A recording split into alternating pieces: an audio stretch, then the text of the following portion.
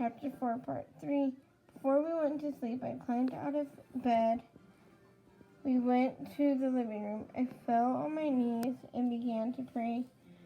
I told God that I felt a stirring, that I wanted to know if this special woman I just met belonged in our family. When I got to church in the morning, Robin was nowhere to be found. I was crestfallen. I was certain she was interested in me as I was in her. It seemed impossible to me that she wouldn't have attended my congregation in hopes of seeing me again. I was angry at myself. If I had known Robin was nowhere to be, if I had known that Robin wasn't going to be at church the next day, I would have never been a gentleman and ended our conversation that previous evening. I would have insisted we all go out by stay up as late as possible. During church, Mary texted me to ask if I had seen Robin. I told her I hadn't. Mary was disappointed as I was. After the service, I saw Robin's cousin Reba, who had introduced us in the first place. I was still a little giddy from the night before, since I believed that Robin and I had a deep connection. There was no way in my mind that our experience could have been one-sided. I was simply convinced that she was as smitten with me as I was with her. So I went up to Reba and said, maybe you should call Robin and ask her who she's thinking about right now. Reba looked baffled. A week later, Reba told Mary and me that she wanted to come over to her house to talk about what our intentions were regarding Robin. She was both curious and protective. Before Reba arrived at her house, Mary grew very emotional. She had to me say, Cody, what if we were not right? What if she's not meant to be with us? What if we were going about the wrong way we feel? Wrong about the way we feel. I explained to Mary that what I felt for Robin was undeniable. The spiritual and emotional connection was not going to be undone by any personal insecurities Mary and I may have had. I told her that this person whom God had brought into our lives was meant to be there. It only had to have been ratified by Robin, her parents, and our church leaders. When Reba showed up, she was very direct. I have to know what you two are thinking about Robin, she said. Mary and I exchanged glances and explained that we'd both been bitten by the same love bug. We told her that our feelings for concerning Robin were profound. We explained that we fully intend to look into getting to know Robin better if she was open to it. Reba got a little giddy. She loves Robin and she loves us.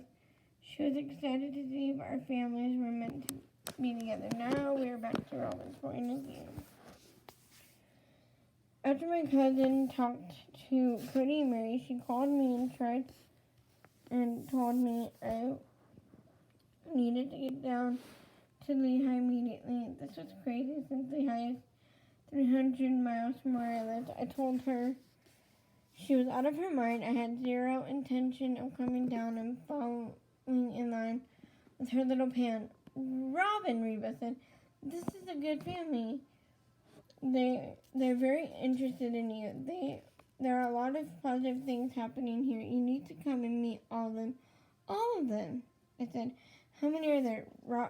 Reba explained that Cody had 3 wives. 3, I said? I had already had my testimony that I was going to be part of a plural family.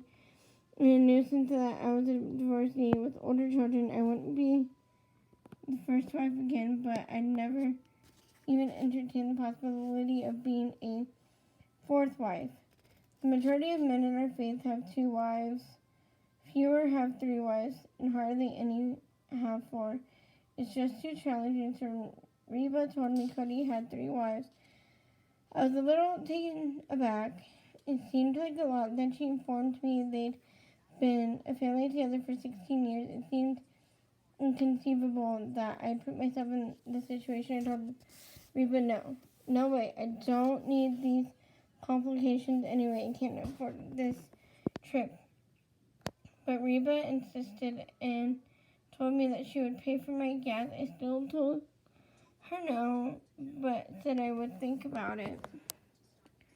For the next couple of days, I contemplated a lot. I asked God to give me a sign, even though I knew He didn't work that way. I played all of these little games with myself, for instance, promising that if I saw the name Cody written in the word, I'd take it as a sign that I probably should go. Eventually, I decided to ask my kids if they wanted to go on this trip, though I didn't claim that it wasn't just to see Reba. It was a long car trip, something they hated.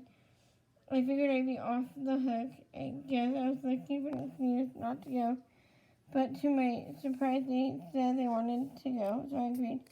The whole trip to Lehigh, she wrote, was screaming at the top of her lungs, "Don't do this. Get your butt home now." I had to agree with her. I had no idea what I was doing. She yelled at me until I pulled into my cousin's driveway. I hadn't even gotten out of the car when Reba swooped down to me and said, "We're going to the Browns," she said. Now we are back to Cody. Reba let Mary and me know that she had talked to Robin into coming to Lehigh.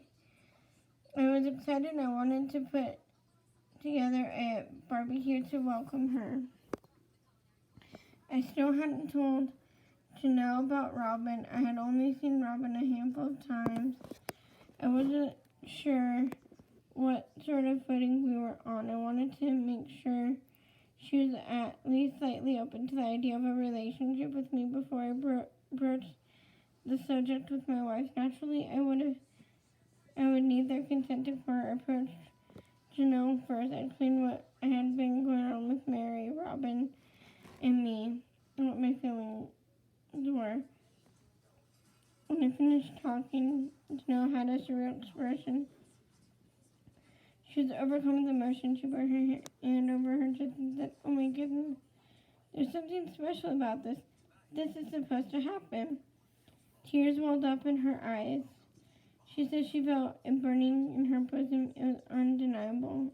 It was an undeniable affirmation. I was moved by Robin's reaction, Janelle's reaction to my news. It made me giddy for Robin throughout. I had told Christine about Robin the night after the dance. Christine expressed her disappointment that she hadn't stayed later to meet her.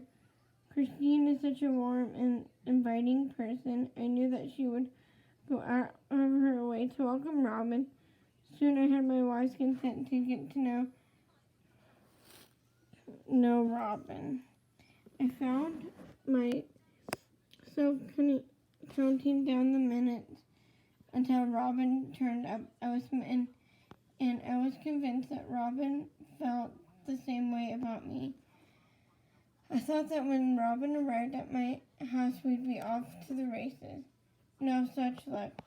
When Robin came up the stairs and saw me flipping burgers out on the grill, she barely even said hello. Now we are back to Robin. I had no idea what to expect when I turned up at the Browns. The first thing I noticed was that there were 3 convertibles parked in the driveway. For some reason, I had the impression that they were trying to show off to me. "What is this, an episode of Cribs?" I asked Reba. Later on, to my horror, Reba repeated this to Cody in front of me and added, "Hey Cody, you want to make it 4 convertibles?" I wanted to kill her. Well, when I walked into the large house where all 3 wives had their own separate apartments, I was nervous and a little overwhelmed. My cousin was parading me around, which is not my style at all. Everybody was staring at me, especially Janelle and Christine, who had never met me before. Luckily, Mary was friendly and sweet. In fact, she stuck by my side as if she were laying claim to our friendship.